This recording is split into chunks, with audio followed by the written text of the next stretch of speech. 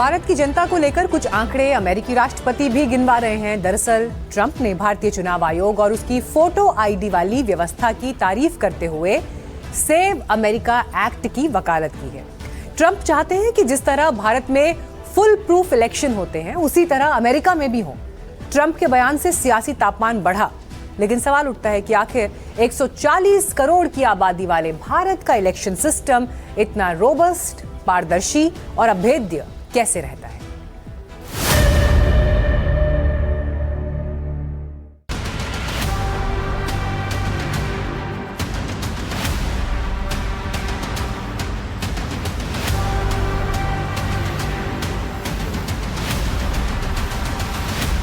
Save America act. America में इन दिनों इस प्रस्तावित कानून को लेकर सियासी घमासान है, लेकिन इस बहस के केंद्र में अचानक भारत का चुनाव आयोग और भारत का सिस्टम आ खड़ा हुआ।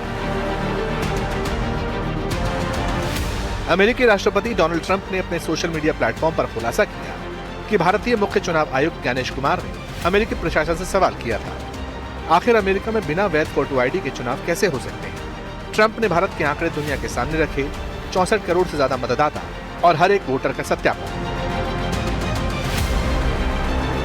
ट्रंप का यह बयान सिर्फ एक टिप्पणी नहीं, बल्कि दुनिया के सबसे बड़े लोकतंत्र के प्रशासनिक ढांचे पर लगाई गई मुहर। Look, the president was very clear, and what India does, having a voter ID law, is something that we should pass in the United States. You had over 660 million people vote, by the way, less than 1% by mail. So I think it's vitally important. Voter ID is important. This is not a partisan issue. And so the president is absolutely right that the United States should have a voter ID requirement when people show up to vote. लेकिन जैसे ही Trump के बयान आए, भारत में सियासत गर्मा। कांग्रेस ने चुटकी लेते हुए तंज कसा तो सत्ता पक्ष ने इसे भारत के चुनावी तंत्र की वैश्विक साख करार दी।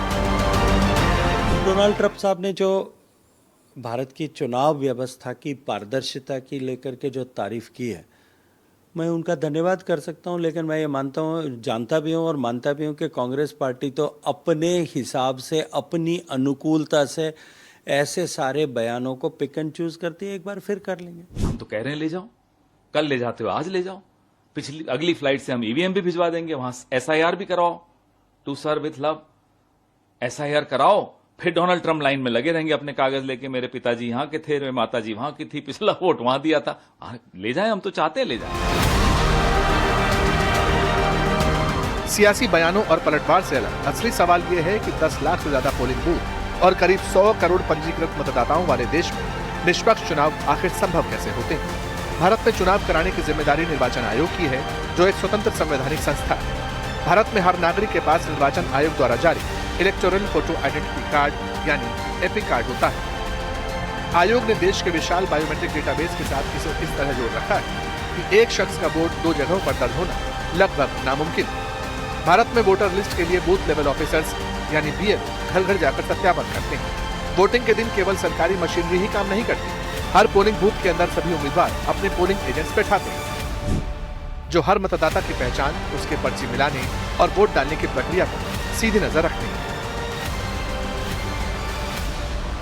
हमने पहले भी कहा है, आपने देखा होगा कि हमारे यहाँ द्वारका के अंदर IIDM बना हुआ है सेंटर। इससे पहले भी हम शुरू से ट्रेनिंग देते आए हैं और सिखाते आए हैं दुनिया के लोगों को जो देश हमारे यहाँ ट्रेनिंग लेना चाहते हैं। बहुत से चीफ इलेक्शन कमिश्नर्स हमारे देश के अंदर आते हैं चुनाव आयोग के अंदर ट्रेनिंग लेने के लिए, किस तरह चुनाव का कंडक्ट किया जाता है। जबकि अधिकारी और उनके जो छोटे ऑफिसर्स हैं वो तो आते ही हैं, चीफ इलेक्शन कमिश्नर तक की मैं बात कर रहा हूँ। भारत में चुनाव सिर्फ एक प्रक्रिया नहीं, बल्कि लोकतंत्र का पर्व। नीतियां बदलती हैं, सरकारें बदलती हैं, आरोप प्रत्यारोप का दौर चलता है, लेकिन इस व्यवस्था पर देश के आम नागरिक का भरोसा ही इसकी सबसे बड़ी ताकत है।